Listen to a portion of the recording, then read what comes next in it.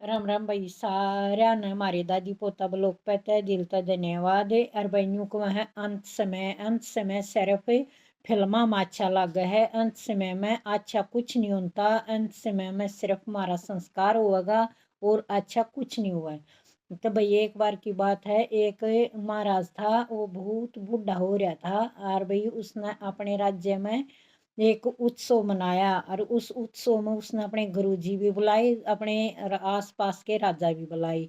और उसमें उसने एक ने उत्सव खातिर रात न पूरी रात नृत्य करने खातिर एक नर्तकी बुला ली। तो उसके गुरुजी के पास देने खातिर कुछ नहीं था। राजा ने उस टाइम अपने गुरुजी ताई एक सोने के रुपया तो भरी पोटली दे दी। और उसने कह दिया कि आप जब भी नर्तकी तय प्रसन्न हो और इसने एक सोने का सिक्का दे दो।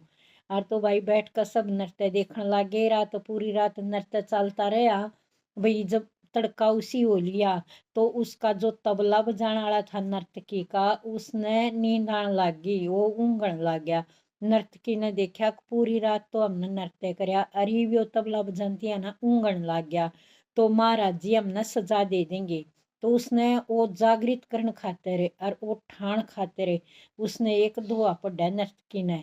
नर्तकी बोली, घनी गई थोड़ी रही यह भी पल पल जाए, और कुछ पल के लिए क्यों तू कलंक लगाए।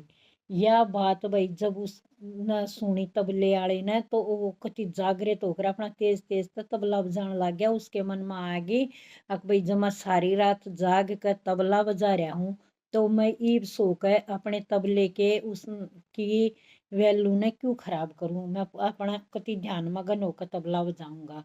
और भाई यो दो आज जब सुनिया उसके गुरुजी ने, उसके दिमाग में भाई और तरियां बैठी।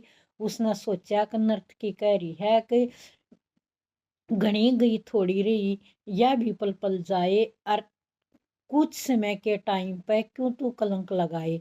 तो महाराज ने उसके गुरुजी ने सोची, जब मैंने पूरी जिंदगी तपस्या करी है और उसका फल मन नहीं मिला, मैं कुछ टाइम खातिर कति थोड़े टाइम खातिर इन नर्तकी का नाच देख कर अपनी पूरी टाइम की भक्ति ने क्यों कलंकित करूं।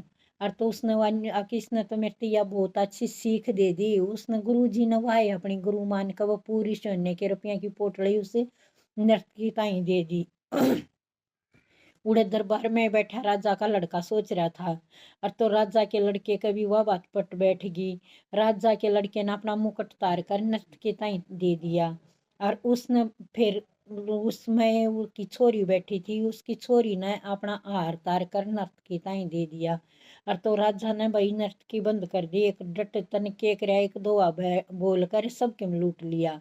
तो उस पे उसका छोरा खड़ा हुआ और उसने के बताया, पिताजी मैं है ना अपना मारने की पूरी साजिश कर रहा था, आके आप इतनी उम्र हो रही है, आप बूढ़े हो लिए फिर भी राजगद्दी नहीं छोड़ते। तो इस बात खातिर मैं आपने मारने तैयार हो रहा था, पर इसने है ना जो यह बात कही है, घनी गई थोड़ी रही या भी पल पल जाए, कुछ टाइम के लिए क्यों अपना कलंक लगाए। तो इस बात ने मेरे मन में यह बात आ गई, एक आपने जब इतना राजपाट कर लिया तो थोड़ी बहुत आपकी उम्र जो बच रही है वो भी आप कर लो। मैं अपने ऊपर आपकी हत्या का कलंक क्यों लाऊं। और इस कारण मैं है ना अपना मेरे यह बात इसकी समझ में आ गई, मन ने या गुरु मान का अपना मुकुट इस ताई दे दिया।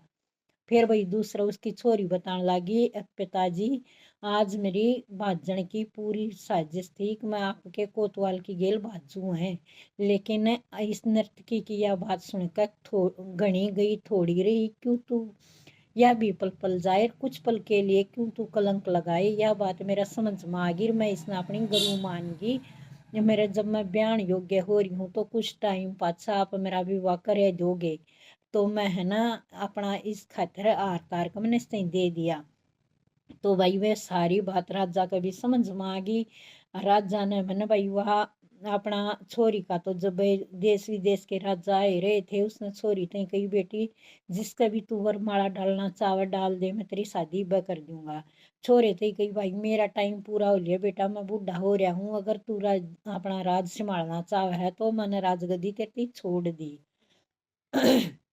हाँ, मेरे भी यह बात समझ में आ गई, जब मेरी इतनी उम्र हो रही है तो मैं क्यों अपने बालका की खातिर कलंकित हूँ मैं, जुकर थारी राजी में राजी है। और भाई अपने गुरु की भी बात समझ में आ गई। राजा ने भी सोचा अक मैं भी इतने दिन मैंने राजपाट संभाल लिया, अब मैं भी अपने बन में जाकर अपने गुरु जी के गेल जाकर अपनी भक्ति करूंगा और भक्ति में लीन होऊंगा।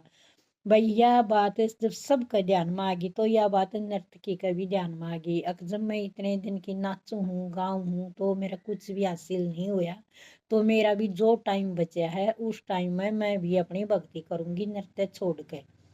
और यह बात भाई एक नर्तकी खातर, राजा खातर, राजा के बेटे खातर, बेटी खातर, उनके गुरु जी खातर नहीं है।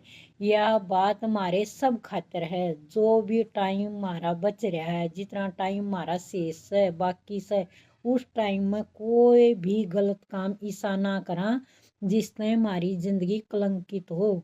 हम आगे है ना, जो भी टाइम मारा हो उसने अपनी जिंदगी न सुधारा, भगवान की भक्ति में लावा, अच्छे कर्मा में लावा। तो भाई नर्तकी का एक दोहा, भाई घनी गई थोड़ी रही या भी पल पल जाहिर, कुछ पल के लिए क्यों तू कलंकित कवाए। तो हम अपना जो टाइम बच रहा है उस खातर क्यों कलंकित हुआ, हम भी अपनी जिंदगी ना सुधारा। भाई यह कहानी हर आदमी खातर है, हर मानस खातर है। भाई अपनी समझो इस बात ने। इस दोहे ने हमारे खातिर एक छोटा सा दोहा है 2 लाइन का, लेकिन सीख इतनी बड़ी दे है कोई समझे तो अक बहुत गणी। और भाई जो हमारे चैनल ने देखने एक बार सब्सक्राइब जरूर करया करो।